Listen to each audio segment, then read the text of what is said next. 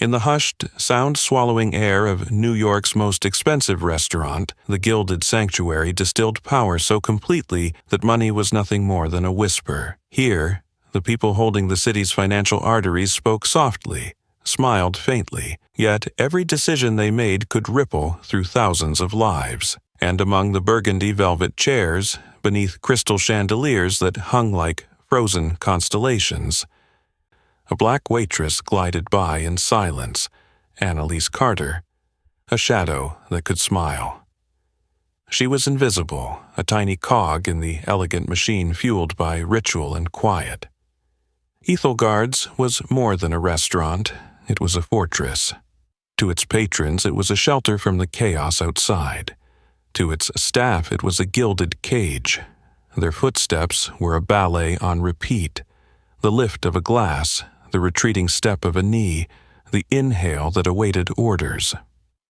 Every trace of personal feeling, from fatigue to dreams, was left behind in a locker by the changing room, where Annalise kept a worn copy of the general theory of employment, interest, and money, as a reminder that her mind had never gone dim. She was 26, of medium height, her natural curls pulled neatly back. Her eyes no longer darted about with the wonder of her first year. They were steady, focused, discerning what she needed to see and knowing what to let pass. On the restaurant floor, Annalise was a stopwatch. Water poured before a guest felt thirst. Bread set down when conversation lulled. Plates changed the moment a knife touched porcelain. At Ethelgard's, one mistimed beat shattered the entire picture. She could tell the difference in tone between a spoon touching the rim of a teacup, meaning the man at the northeast table wanted lemon, and the barely perceptible shift of a chair back, meaning the woman at the center table was about to stand and would soon need her coat. She could describe the flavor of pan-seared scallops with truffle foam in 3 languages, one of them being the German she spoke like a native of Heidelberg. Few knew this, and life at Ethelgard's had no interest in finding out. Invisibility, she knew, was not always about class. It could also be about skin color. Annalise had grown accustomed to microaggressions. The appraising stare held a beat too long. The sweetheart from cologne-soaked gentleman, in the half-joking, "Where'd you learn to speak such perfect English?" As if fluency were someone else's birthright. She would smile, take the order, turn away, leaving invisible pinpricks hanging in the air. Beyond the restaurant, her full name was Annalise Carter, daughter of Naomi Carter, a nurse, and Dr. Erich Schmidt, a German biochemist. She had gone to Germany young, earning her undergraduate and then pursuing doctoral studies in Heidelberg. Academic German had come to her not from an app, but from her father's dinners with Rilke poems and late-night macroeconomic debates that stretched past midnight. All of it had been torn apart 3 years ago. Tonight, Ethelgard's glowed as always. The reservation list was dense as marble, the wine list a treasure map. Annalise had double-checked the 2005 Petrus, the aristocrat a few regulars ordered as casually as mints, ensuring the cellar wouldn't fail if someone got the urge. She passed the beveled mirror behind the bar, straightened her shirt collar, steadied her breathing. In her locker, canes waited for the late-night train ride home. The tables were arranged into islands of old power, of new money, of the mentioned in the paper, crowd discussing deals that might have someone, somewhere, receiving an email in the morning that they were no longer a fit. In the corner, a proud white marble statue looked down like a complicit Greek god. Annalise had often thought, if it could speak, how many stories would it tell? She didn't know that in just a few minutes a name would walk in and rip away her invisibility. A conversation in German, her second home, would be wielded like a private blade against the dignity of a black woman. And that same blade would return, sharper and truer, when Annalise decided to change the field of play. The wall clock read 8:01 p.m. The revolving door opened, bringing with it an invisible shift in air pressure. The host at the reception desk straightened, as if the wind had changed direction. Carrying a bottle of sparkling water, Annalise moved toward the VIP section, her face a perfect mask of neutrality, the kind she had trained as armor. In this fortress, emotion rarely saved anyone. Discipline did. She did not yet know Grant Blackwell had arrived. 3 years ago, Schmidt Biosolutions, the brainchild of Dr. Eric Schmidt, stood on the verge of a major leap forward. Its new water filtration technology was inexpensive, durable, easy to deploy, capable of turning tens of millions of liters of contaminated water into safe drinking water at a low cost. At the time, Annalise was deep in macroeconomic data for her doctoral dissertation in Heidelberg, studying the social impact of clean water technology on labor productivity in emerging economies. Every late-night call with her father ended the same way. "When you come home, we'll inaugurate the first pilot plant." Then one day, her father called, his voice breaking. Blackwell Capital, the notorious acquisition fund run by Grant Blackwell, had taken an interest in the company. Courteous meetings turned into hard-edged negotiations. Promises of investment became threats to pull funding. Internally, the campaign was called North Star. Rumors of cash flow problems leaked at precisely the right points. A timely analysis questioning the long-term stability of the technology appeared, and the company's value slid away like raindrops down glass. A week after signing the final papers, pressured, threatened, and cornered, Dr. Schmidt suffered a stroke. Half his face no longer moved. Annalise hung up the phone, set down her pen, and left Heidelberg within 2 days. From then on, her life's rhythm became brutally simple. Mornings at the care facility, evenings at Ethelgard's, late-night train rides home, collapsing into sleep at dawn. Repeat. If Ethelgard's was the gilded cage, then tip money was the temporary key. She chose the place because one lucky night there could equal a week's pay elsewhere. The price was silence. She learned quickly, "Sorry to keep you waiting," spoken evenly, warmly, eye contact without challenge, a smile without supplication. Some patrons would assess her like they were inspecting a piece of furniture. Sturdy, attractive, silent. Others were polite but cold, as if her existence was purely functional. The restaurant's manager, John Dubois, silver-haired with eyes that could weigh interests in an instant, demanded precision but would not sell out his staff's dignity. Annalise knew John wasn't perfect, but he was fair. If a guest crossed the line, he would step in, even knowing the trouble that might follow. In this world, fairness often meant simply not letting your employees stand alone. Annalise preserved what was left by sheer discipline, running the floor like an athlete, eating light like a soldier, sleeping whenever possible. She tracked the cost of medicine and long-term care beds as if balancing a ledger. Some nights she opened her canes and the words swam before her eyes.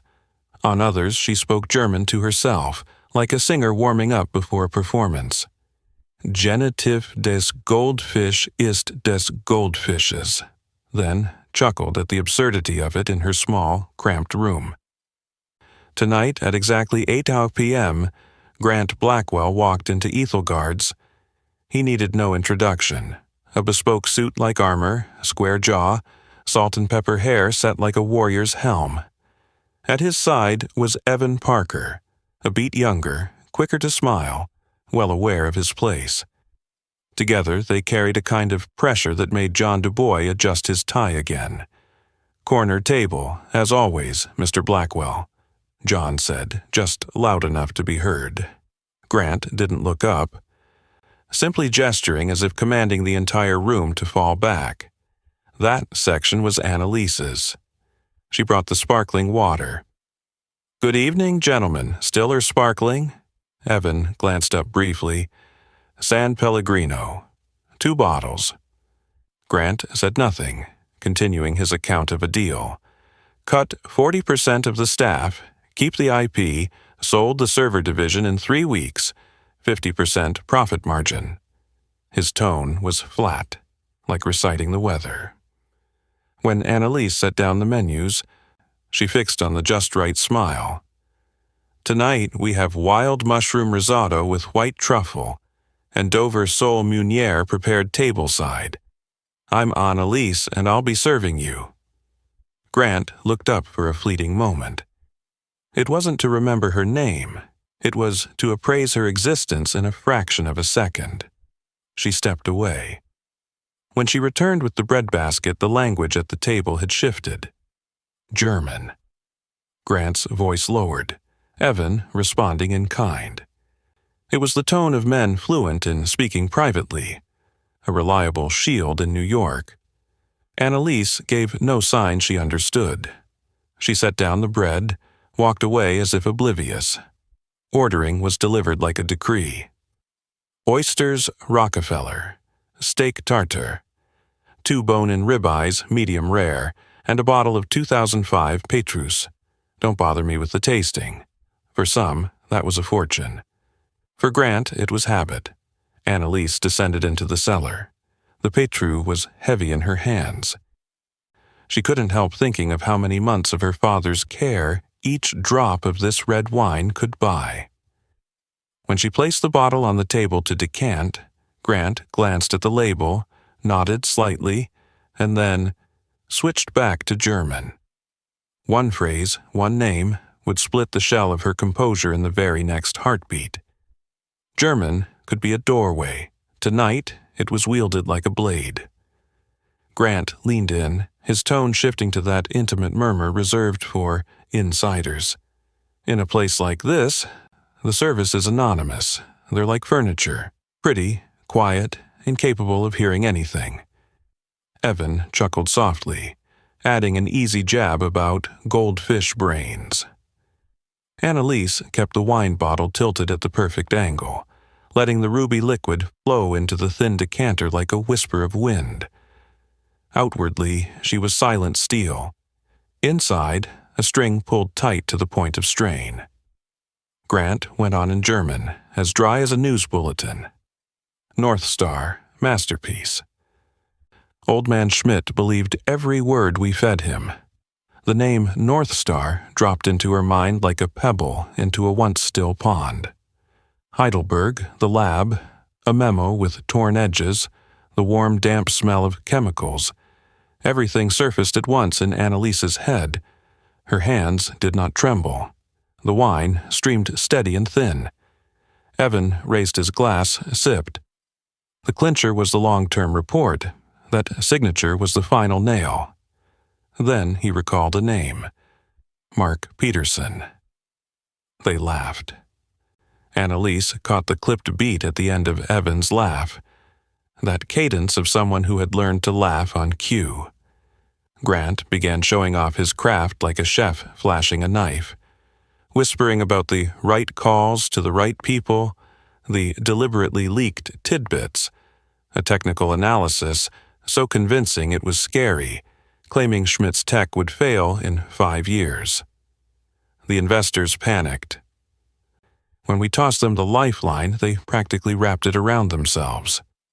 His words were like a stone pressed to someone's chest while telling them to breathe steadily. Then Evan slipped another notch. That old man even talked about scientific ethics, like ethics pays the bills. Grant laughed, his eyes flicking toward Annalise like tagging an object that had served its purpose. Look at her, standing there, probably thinking about tip money for rent. They were still speaking German, but the intent was crystal clear in any language. Annalise set the decanter down. She poured a small measure into Grant Blackwell's glass, another into Evan Parker's, then stepped back half a pace, the standard Ethelgard's posture. Still, unreactive. She heard the clink of cutlery from other tables, the stir of a spoon in a glass at the bar, the faint rustle of upholstery. Ordinary sounds suddenly distant, as if on another planet. She saw her father again, the man who read German poetry to his black daughter with a voice warm as wine, who explained catalytic reactions by dipping a spoon into sugar water. The man who once told her, "Ethics won't make us rich, daughter, but it will make everything else worth the wealth." And then, lying motionless, half his face unresponsive, still managing to squeeze her hand harder than the doctor thought wise. Amid it all, something absurd popped into her mind. The old German grammar drill. Genitive des Goldfisch ist des Goldfisches. She smiled faintly, a smile no one saw, because in that meaningless moment she recognized Grant's weakness. He used the language as a wall, assuming the person on the other side didn't know where the door was. That door was grammar, the very thing a for-fun sophisticate often underestimated. When the main course arrived, 2 bone-in ribeyes sizzling with fragrant fat, Annalise set them down herself. Not a drop of sauce spilled, not a clink of plate, and she didn't step back. She stood firm, spine straight. Grant frowned. "Is there a problem?" He spoke in English, the register more commanding than inquisitive. The air at the table shifted. Evan held his breath a beat. At nearby tables, those attuned to risk began to lift their eyes from their meals. Annalise inhaled deeply. Every unspoken rule between staff and guest she was about to upend. Don't insert yourself, she would. Don't speak first, she would. Don't use the guest's language, she would, and better. She looked directly at Grant Blackwell. When she spoke, her voice was academic German, quiet as steel, neither high nor low, but weighted enough to drop her words onto the table like solid matter. "Mr. Blackwell, there is indeed a problem." The phrase in German, "Es gibt tatsächlich ein Problem," froze a fork midair. Evan choked on his wine, coughing hard, his face flushing. Grant, a man unaccustomed to losing any control, took 2 beats to reclaim his expression. The wall he'd built with German had just been shaken by an earthquake. Annalise did not switch to English. She stayed in German, forcing him onto her field. First, a small correction in grammar. One doesn't say brain of a goldfish that way. The genitive of goldfish is des Goldfisches. If you're going to use a language to assert superiority, you should at least master the basics. The surrounding tables went church quiet. They might not have understood the German, but they understood this. The balance of power at the table had shifted. Evan stared at the floor. Grant's color returned to a mottled purple. He switched to English to pull the audience back. "Who the hell do you think you are?" She didn't give him that bridge. Still in German, "You want to know who I am? I'm someone whose concerns go far beyond tip money for rent. I'm someone who graduated at the top of her class in economics, who studied in Heidelberg. But the name you should remember isn't mine." A half-second pause, just enough for Grant's memory to scramble through the pieces. The voice, the accent, the confidence, Ethelgard's, Germany, clean water, a man named Schmidt. "I am Annalise Carter," she said, laying her name down like a calling card. "Daughter of Dr. Erich Schmidt." Grant recoiled in his chair as if struck. Cutlery at a far-off table paused mid-air. Evan stammered. "We could," but the sentence died before birth.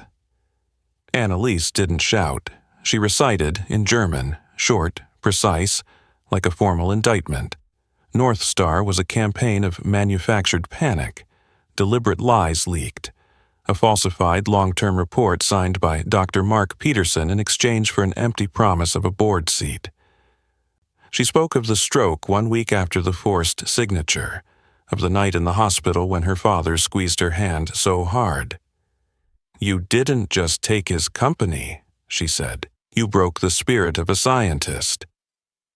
A beat later, her voice dropped very low, enough for only the table to hear. "That Waitress you're drinking tonight, do you know how many months of long-term care it's worth?" Grant shot to his feet.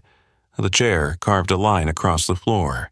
"You're fired!" he roared, turning to see John Dubois materialize like a shadow behind Annalise.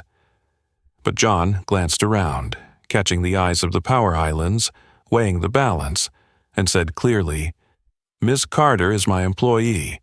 In my establishment, I do not allow guests to abuse my staff. Perhaps it is you who should leave." No one clapped loudly. Just a ripple of murmurs like wind through leaves. Annalise pulled a leather check presenter, placing it beside the untouched ribeye. "Your check, Mr. Blackwell," including the patru. The words landed like an ethical invoice. Grant looked at the bill, at Annalise, at the crowd. Then he flung a wad of crumpled cash, whipped on his coat, and stalked out. Evan trailed behind, diminished to a shadow. The doors of Ethelgard's closed behind them. Silence fell for 2 heartbeats. Then a soft ripple of applause spread, understated but audible. Annalise nodded, turned for the kitchen. The swing door shut, and the armor she'd worn cracked. Her knees softened. Her breath came in surges. Tears, absent for 6 months, returned. The head chef set a glass of water beside her like a ritual.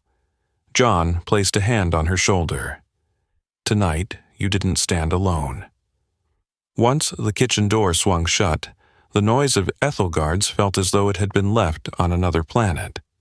The chill of stainless steel pressed against Annalise's back. Her knees weakened, and Chef Antoine slid a glass of water toward her. "Drink," he said. She drew a deep breath. Her heartbeat slowed from a sprint to a march. John Dubois stood in front of her, keeping just enough space to show both respect and support. He spoke slowly. "You're not getting fired. I'll take the rest." Annalise nodded. She didn't say thank you right away. Those words needed time to form without breaking in her throat. The other kitchen and floor staff dispersed like guards without orders. They didn't touch her, but they didn't look away either. In a place where employees were usually on their own, having someone stand with you was enough to keep you from going over the edge. 5 minutes later, John said, "Take the rest of the night off. I'll handle the paperwork." He knew there would be calls, emails, threats. Ethelgard survived on a fine balance between the money of wealthy patrons and the moral boundary that kept it from becoming a place where dignity was trampled. Tonight, the balance tipped toward that boundary. Annalise changed clothes, folding her uniform as neatly as an old map. In her locker, the Keynes book rested like a friend who knew numbers couldn't mend a broken heart. She picked up her bag, paused at the back door, hand on the steel handle, hesitating a beat before pushing it open. In the dining room, aftershocks still rippled. The VIP table was empty, Grant's chair still slightly askew. Murmurs among the islands of power fluttered like startled birds. A few eyes followed Annalise as she walked past, not with scrutiny, but with acknowledgement. In a matter of minutes, a piece of furniture had become the central figure in the room.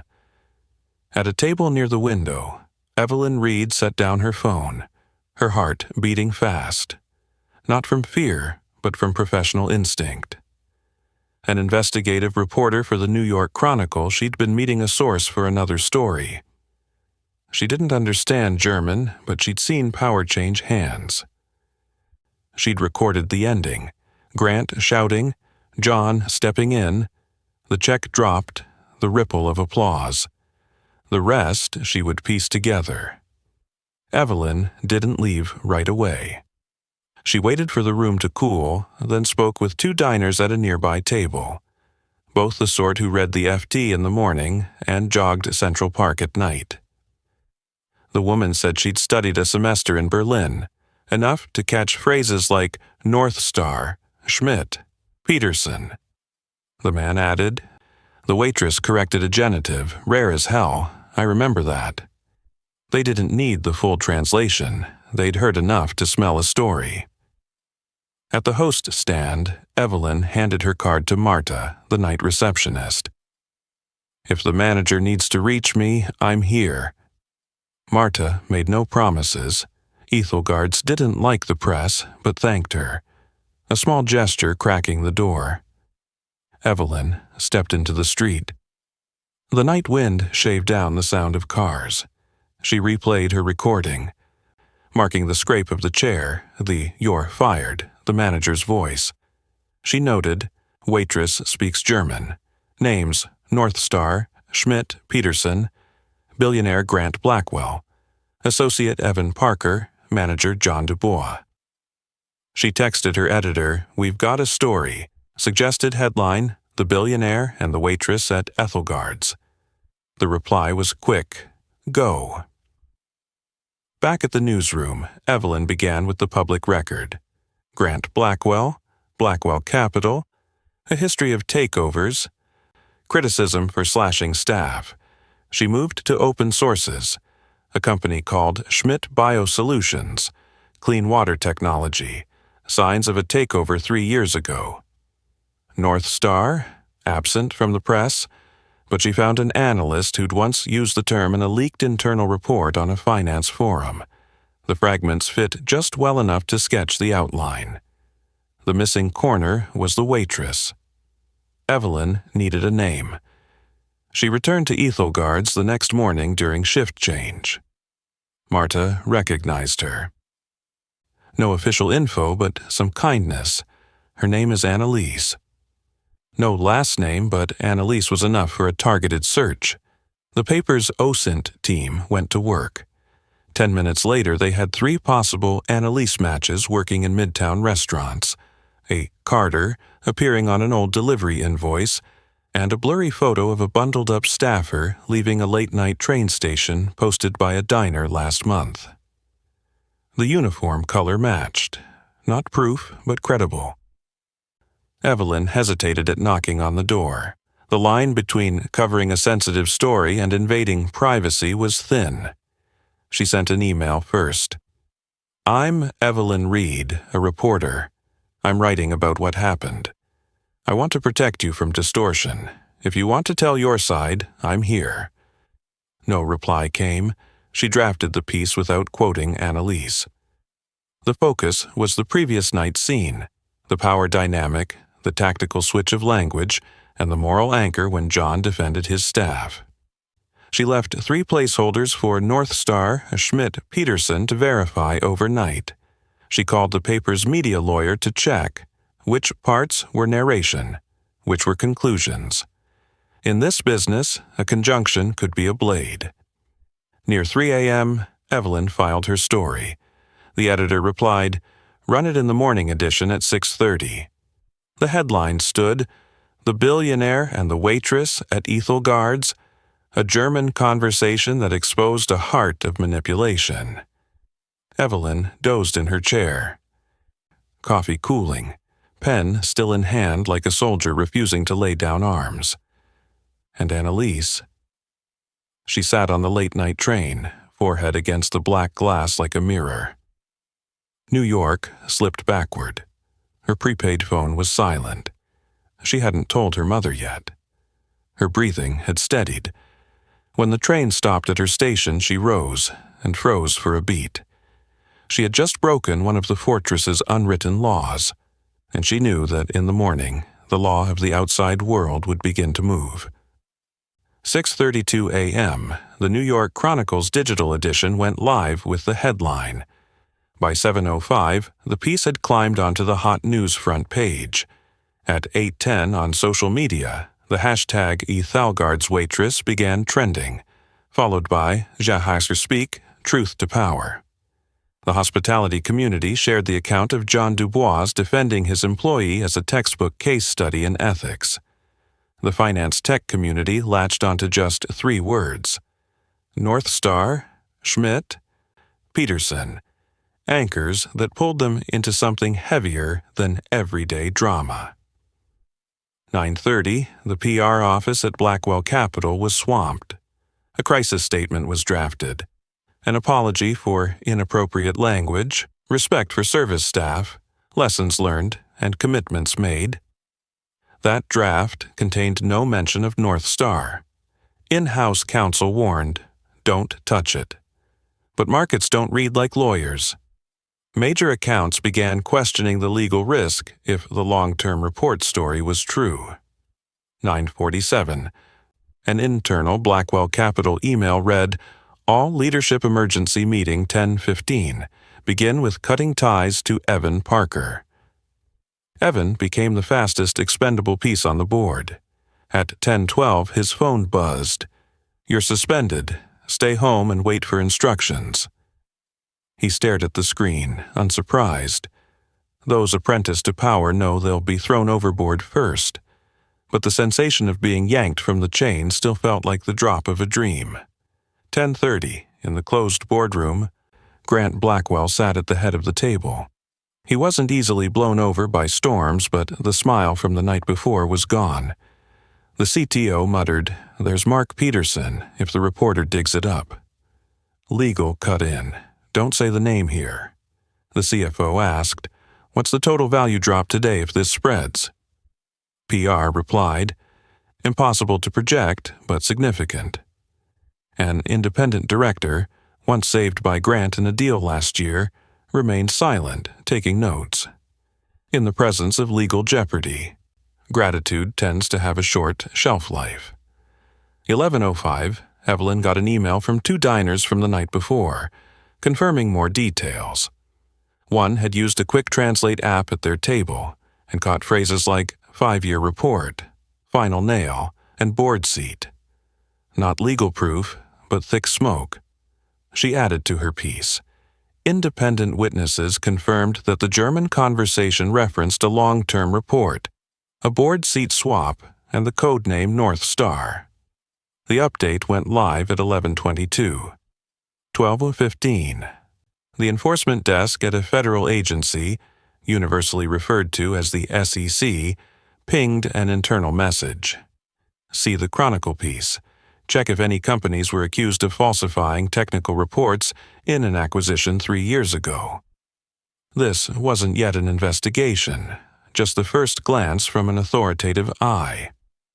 1:40 p.m., Blackwell Capital released an official statement, an apology for inappropriate language, and notice that Evan Parker's engagement had ended. No mention of North Star. Public reaction. Weak apology, throwing the underling under the bus, addressing tone, not conduct. Words tossed back at their source like stones. In a cramped apartment in Queens, Annalise sat before her old laptop. Every notification ping was a jolt in her gut. Unknown numbers called in rapid succession. She silenced the ringer. By noon, one email stood out from the rest. Robert Chen, CEO Phoenix Holdings. Subject line, Your father's legacy. She didn't open it right away. She read Evelyn's article twice first. Evelyn had withheld her last name, just Annalise the waitress. The piece was balanced. No cheap grabs, emphasis on the tactical language switch, and open space where proof was still needed. Annalise exhaled. Then she opened the email. Robert Chen wrote briefly and clearly. He had once tried to work with Schmidt Biosolutions. He was pained by how the story ended, and he was impressed by the intellect Annalise displayed in that high-pressure moment. Phoenix Holdings was launching the Ethical Innovation Initiative, investing in community-minded tech without selling its soul for profit. If you're interested, my door is open. This is not charity. This is a job offer. Annalise read it twice. The world had tilted so fast it made her dizzy. She thought of John Dubois, of Grant's purpled face, of her father's hand squeezing hers. She replied to Robert with one line, "I need 48 hours to think." That afternoon, Evelyn stood on the sidewalk beneath Annalise's old building. She didn't ring. She texted, "I won't bother you. If you want to talk, I'll listen. If not, I'll still write to be fair to you." Annalise responded a few minutes later, "Thank you. For now, I want to stay silent. But you captured what mattered." Evelyn looked up at the gray sky. In her line of work, silence could be good news. At Blackwell Capital, by late afternoon, another internal email went out. Grant, video statement at 19 eyes, apology. The video dropped at 7:12 p.m. Grant read the apology off the screen in front of him. Right words, right cadence, wrong eyes. Viewers instinctively recognized a gaze that never met the human on the other end. The comments filled quickly, "Not genuine." That night, Ethelgard's was busier than usual. People came to see the place where power had bent. John still stood at the door, missing nothing. He knew the storm wasn't over, but at least, for now, the fortress had chosen which wall to stand behind.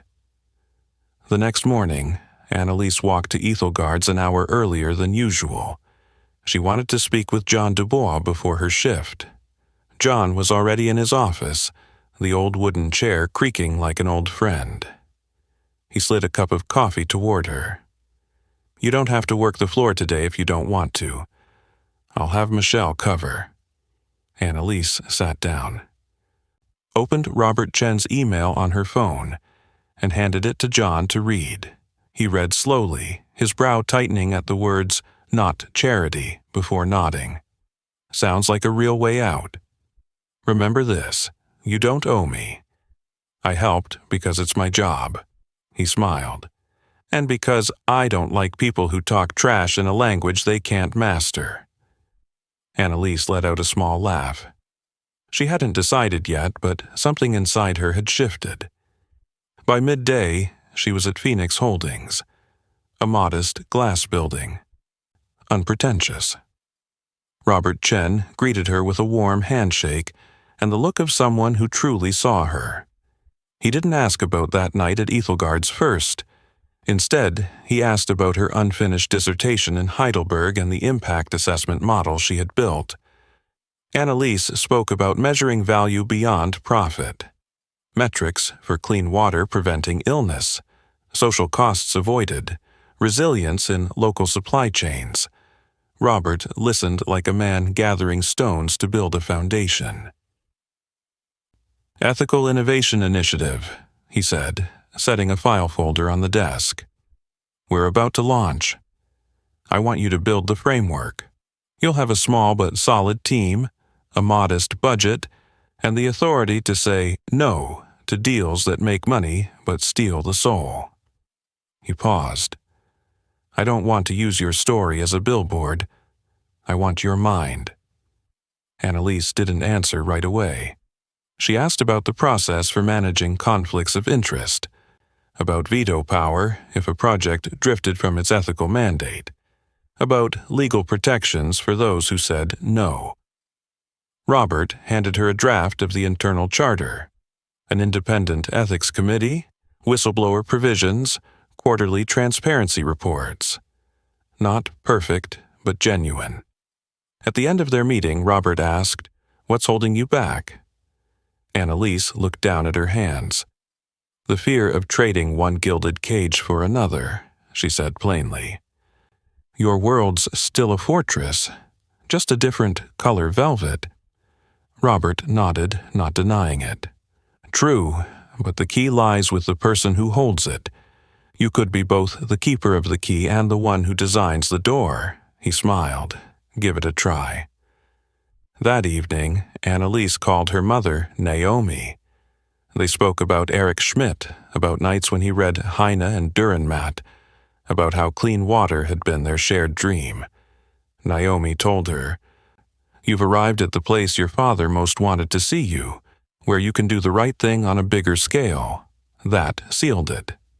Annalise emailed, "I accept. But I want to start with one thing. Assessing the possibility of reclaiming my father's clean water patents." Robert replied within 15 minutes. "Agreed. Legal will support. Start Monday." On her first day at Phoenix Holdings, Annalise walked into an empty room. Empty in a good way. A long table, a whiteboard, and 3 people who would be her team. Priya, impact analysis; Miguel, product engineering; Lena, legal with a human rights background. They looked at her not as a symbol, but as their boss. Annalise hung a chart on the wall labeled Ethical Flow Design. 1. Idea. 2. Technical due diligence. 3. Impact modeling. 4. Ethical criteria. People, environment, transparency.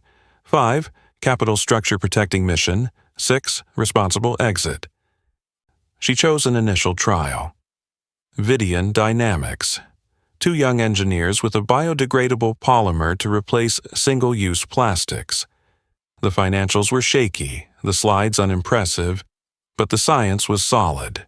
Miguel tested the lab samples. Priya calculated waste reduction density in pilot regions. Lena reviewed supply chains to avoid labor exploitation. Annalise concluded, "Conditional investment, mission clause in the company charter, no sale of more than X% to any fund not committed to ESG." Robert signed. Meanwhile, Phoenix's legal team began a different kind of chess game. Tracing the clean water patent rights. Part lay with a shell company under Blackwell Capital. The rest pledged to a bank. But Blackwell was bleeding. Holders of toxic assets want out when the market spins. Annalise and Lena drafted an offer.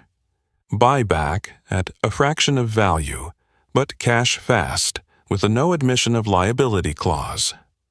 Sometimes, achieving an ethical goal meant speaking the language of pragmatism. On the side, Annalise wrote an internal memo. "Don't make me the story. Let the story be the system we design." She didn't want every meeting to start with Ethelgards. She wanted them to start with equations. By the end of the first week, Vidian's investment was announced. The press asked, "Is it because of Annalise Carter?" Robert answered, "Because of the data." Annalise stood beside him, silent. Not out of performative modesty, but because she knew that noise could kill the work if allowed to steer it. Late at night, she stood at her office window, looking down at New York's stream of lights. In the far corner, Ethelgards glowed like a beacon. She thought about gilded cages and realized, some cages you open yourself, when you're willing to put your hand on the lock. This lock now bore the name Phoenix, and the key was in her hand. On Monday morning, Phoenix Holdings' internal inbox carried a short note from legal. "We've received an inquiry from a federal agency regarding the Schmidt Biosolutions acquisition. Respond only through counsel." No drums, no alarms, just careful language. Annalise read it, set it down, and thought about the chain of custody, who touched a document, when and where it went. She had no intention of breaking any proper flow. Whatever her father and his attorney still had, she would pass through her own lawyer, so it traveled the right path. The morning passed in process. Lena, legal, compiled a list of potentially relevant materials, emails between Schmidt and his advisory team, a draft long-term testing report, board meeting minutes before and after the forced sale, and the intellectual property transfer contract. Annalise handed Lena the thin file her family's attorney had kept. A few certified mail receipts, a faint printout of an email titled North Star, Talking Points, and a handwritten memo from her father. "Do not agree to the 5-year failure projection. No data supports this assumption." Meanwhile, the New York Chronicle published a follow-up. Evelyn Reed didn't write like someone savoring a win. She wrote like someone verifying. She'd reached out to 3 former Schmidt employees. 2, under condition of anonymity, confirmed they'd seen a strange, long-term composite report. No data sources. She called Dr. Mark Peterson's office line. No response. By noon, Dr. Peterson's personal lawyer called him. "You need to talk." Doors that had once stayed open because of promises now slammed shut under the weight of legal risk. In a rented conference room, Peterson placed both hands on the table, his eyes hollow. He spoke the sentence professionals like Lena had heard many times. "I was wrong. Can I cooperate?" Government attorneys call it a proffer session, where you tell what you know in hope of leniency. Across town, Grant Blackwell sat with his board. The stock ticker screen mounted on the wall stared like a cold eye. PR reported, "The apology video isn't landing." An independent director said flatly, "The problem isn't tone, it's conduct." Another reminded the group of the keyman clause in investor agreements. If the principal can't perform, investors can pull out. Grant stayed silent. He knew the mechanics of power. Goodwill expires. Legal liability doesn't. Before 5 p.m., an official notice hit media inboxes. Blackwell Capital announced Grant Blackwell would temporarily step down as CEO so the firm can focus on operations. Familiar words, familiar structure, but the effect unpredictable. Those in the know read between the lines. The unraveling had begun. On Tuesday, Annalise was served a subpoena as a witness. Event timeline, what she heard in German that night, the origin of the documents her father had given his lawyer. She sat with Lena in a civil deposition room, answering briefly, never speculating. If she didn't know, she said, I don't know." Simple words can be the best shield. That afternoon, Evan Parker, suspended since day 1, received a courier envelope from the company. Termination papers. No meeting, no send-off, just a dry period. He stared at the page for a long time before sliding it into a drawer. His apartment was as quiet as the air before a storm. No one called. That evening, Annalise wrote in her notebook, "We don't hunt heads, we fix systems." She reminded herself of the line between justice and revenge. Every time Grant Blackwell's name came up, she returned to her original question: how to get clean water technology out into the world, to where it's needed, shielded better than before from the claws of opportunistic capital. 2 days later, Phoenix received a positive response from the bank holding collateral on a Blackwell shell company. They wanted to sell the patent package because it was no longer a fit for their portfolio. Lena picked up the phone. "We'll offer X amount immediate payment with a no admission of liability clause." 2 beats of silence on the other end, then agreement. In this world, sometimes justice walked through a pragmatic door. That same day, Dr. Mark Peterson's lawyers sent a letter of cooperation to the government. The news spread quickly. Evelyn didn't write, "He betrayed, then repented." She wrote, "A wayward scientist trying to turn back." She understood one simple truth. Without people like Peterson reversing course, the system would have no means to self-correct. The late-night article split public opinion. Annalise read it without joy. She saw only a lever newly shifted, letting the water flow back toward the right side. By Friday, the letter of intent to purchase the patents was signed. Robert Chen sent a short email. "Good. Next step, protect the mission." Annalise replied, "I want this asset placed in a public trust." Robert answered, "Do it." That night, Annalise came home late. On her table sat a photograph of her father smiling under the lab lights, the smile of a man who believed technology could ease life. She stood there for a long time. Outside, the world was still loud. In her small room, she heard a very soft click, another door to her past closing. 3 weeks later, the deal closed. The patent package for Schmidt's water filtration technology was now in Phoenix's hands. No splashy press conference, just a single line in the internal report. Annalise and Lena registered the Schmidt Water Trust, a public trust with bylaws stating free licensing for nonprofits serving low-income communities, low-cost licensing for municipalities with limited resources, open access operation manuals under an open license, and a requirement that all partners publish transparent water quality data. Any revenue, if generated, would be reinvested into training local technicians. Priya built an impact assessment framework. Reduction in diarrheal disease cases per month. Hours saved for women and children no longer fetching water far from home. Family health care cost savings. School attendance rates for children. Miguel reworked the filter module design for easy maintenance. Trays that could be removed by hand without specialized tools, materials available locally, and manuals in the local language. The pilot project's name? Clear Start 01. The domestic pilot targeted a coastal county that had just weathered a storm season and whose water system was unreliable. The local Department of Health partnered in.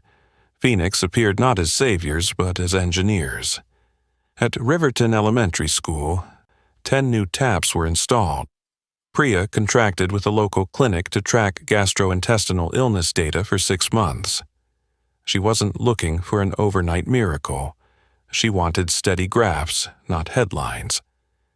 The international pilot was set in Kudra, West Africa, partnering with a small NGO called Blue Horizon.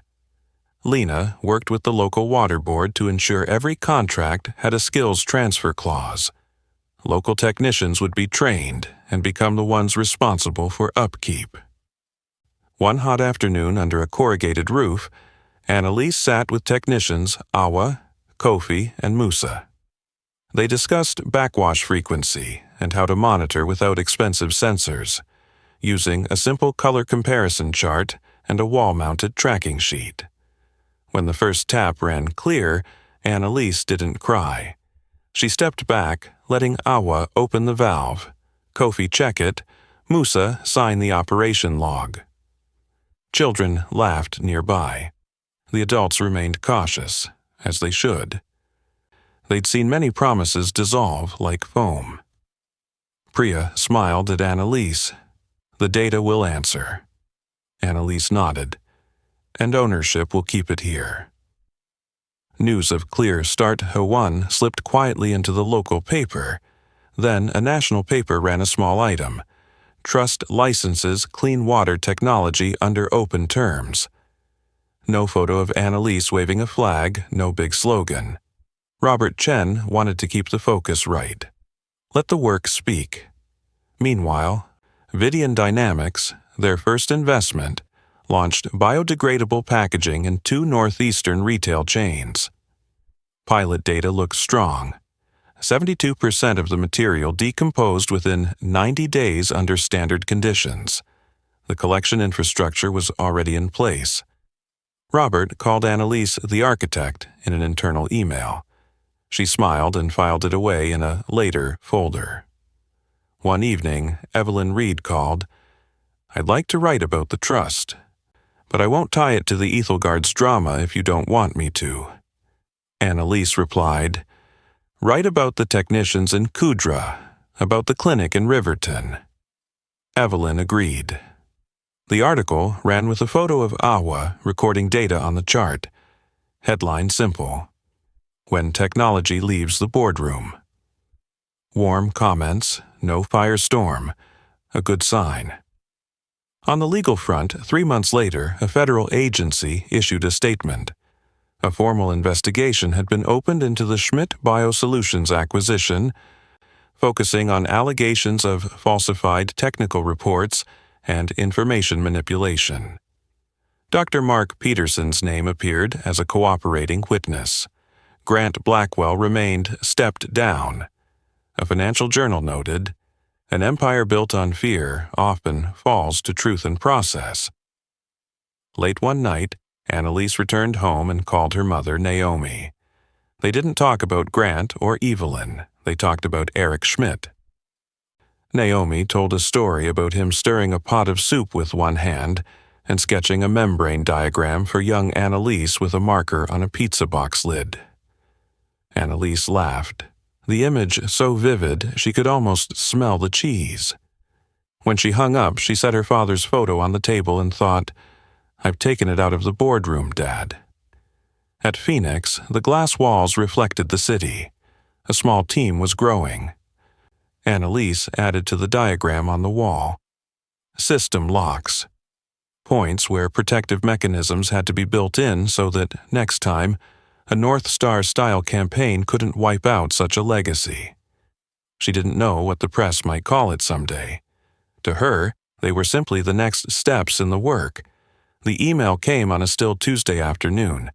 Evan Parker. Subject line, "I know I have no right, but please, 5 minutes." Annalise read it 3 times.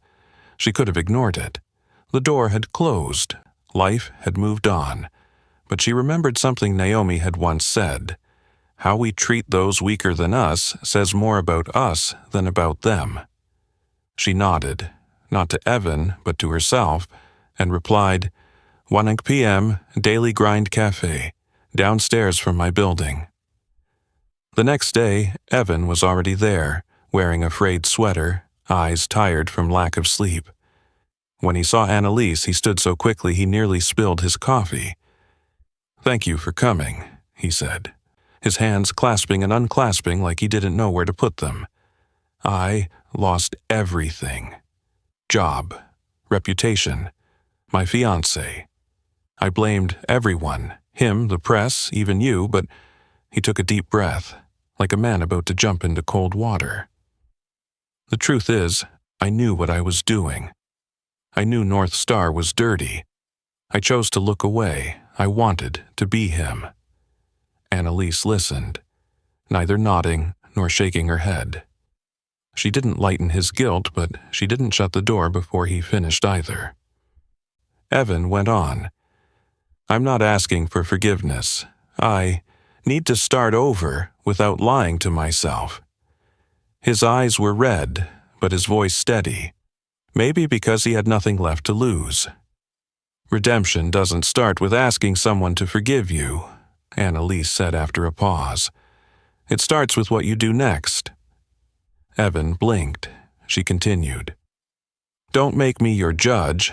I'm not giving you a clean slate certificate. I have one suggestion. Choose a specific, useful job that no one claps for." He asked, "Like what?" "The Water Commons Coalition needs someone to manage supply chains for small parts. Simple things like valves, gaskets. Low pay, not glamorous. Real impact. Or you could go train local technicians, sit in a warehouse all day checking parts, making sure the right components get to the right place.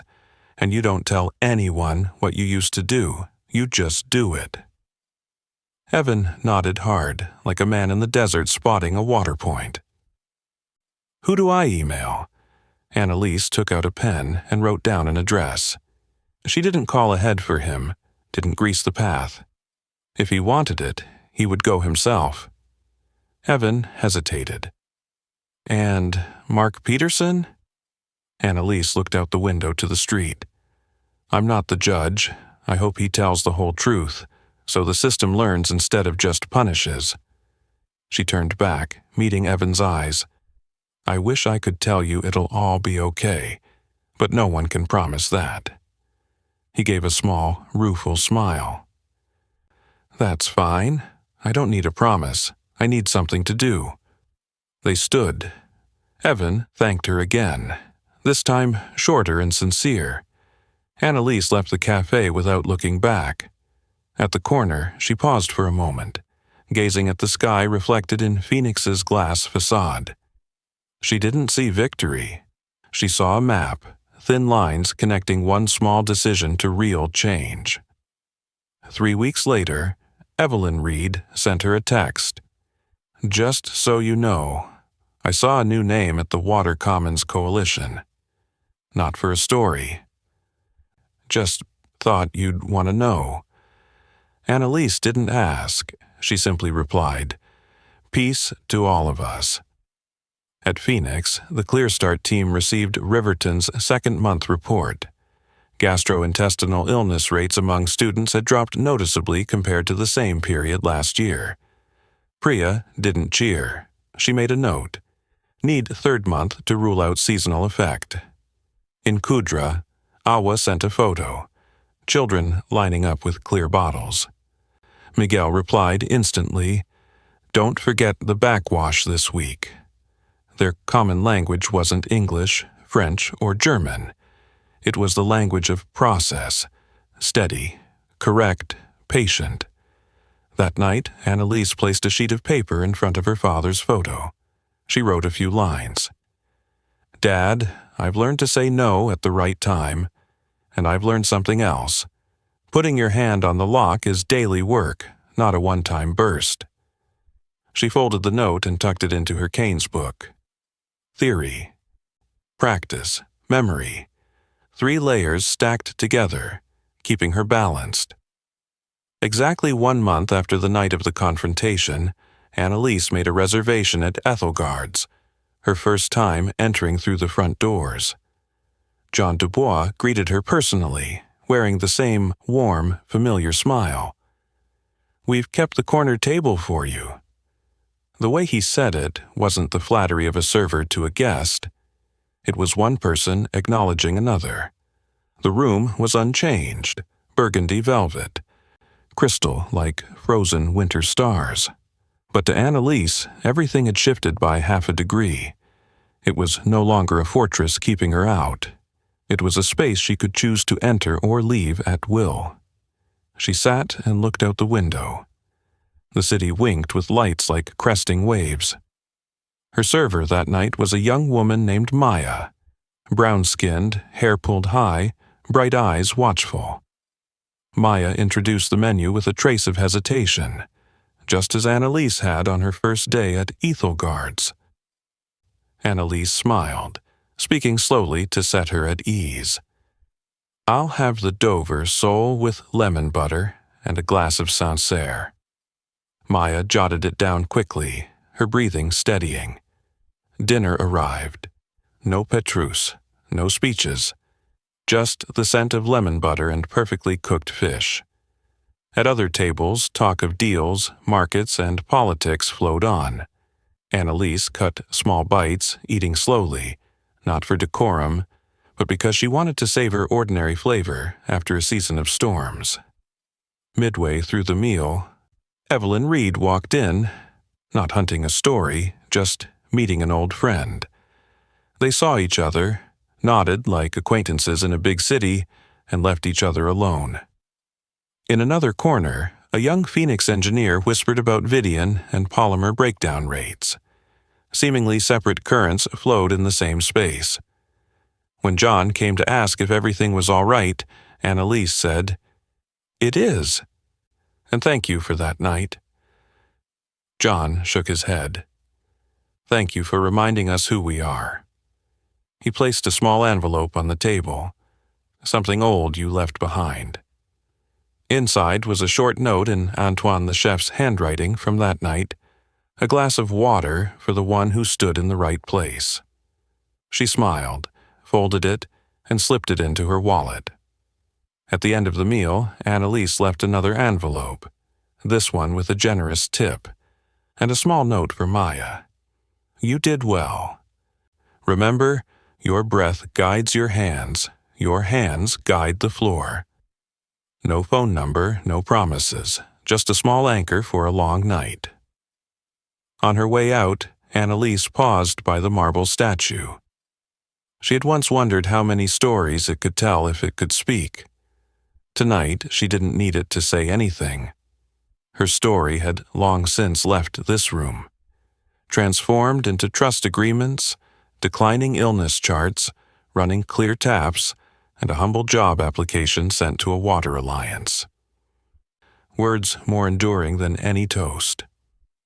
Outside, New York breathed deep. Annalise pulled her coat tighter and called Naomi. "Mom, I just had dinner at Ethelgard's. It was good."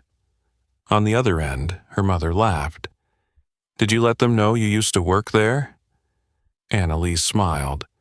"No need. I left a note for a girl named Maya." Naomi: "That's enough." A few days later, Phoenix released its ethical pledge for the investment initiative, a short, plain language statement posted in the lobby. Profit without crushing dignity. Technology without silencing voices. Exits without leaving harm behind. Annalise looked at the paper, not as the one who wrote it, but as someone who would be bound by it every day. Legally, the investigation moved quietly. Occasionally, the financial press reported hearings, transcripts, possible civil settlements. Grant Blackwell was rarely seen. Once, a camera caught him hurrying out of a building, not meeting anyone's eyes. Annalise, seeing the image on her screen, felt no glee. Only the sense of an equation balancing, as it should. On a weekend night, Annalise sat at her desk, opened her old canes, running her fingers along the worn page edges. She took out the letter she'd written to her father before, adding one more line. "Dad, I will keep designing the locks and teach others where to place their hands." She put the letter back, closed the book. Before turning off the light, she thought of the night German had changed the field, not for its drama, but because it was the pivot, the precise click that set a larger mechanism turning. She understood now. The power of a voice isn't in its volume, but in the connections it forges, between truth and the system. The window reflected the city. Somewhere below, Maya was probably gathering table linens for the night shift. In West Africa, Awa had likely completed this week's backwash schedule. In Riverton, a child was drinking from a tap without fear. In a small office, Evan Parker was opening a spreadsheet of gaskets and valves for next week's shipment. No applause. Exactly. None needed. Annalise turned out the light. The room went dark. The ghost of Ethelgard's, the shadow that once slipped between islands of power, was gone. In its place stood an architect, not of a restaurant, but of mechanisms to keep water flowing the right way when money changes its mind. And that was enough. And so ended the journey of Annalise Carter, from a quiet ghost in a luxury dining room to the architect of systems protecting technology for the public good. Her story shows the power of a voice is not in how loud it is, but in how it links truth to action, turning justice into real, lasting change. If it were you, in that situation, would you stand up and speak the truth to power? Share your thoughts in the comments below. I'd love to hear your perspective. If this story inspired you, don't forget to like, share, and subscribe to help spread more meaningful stories that can reach and move more hearts.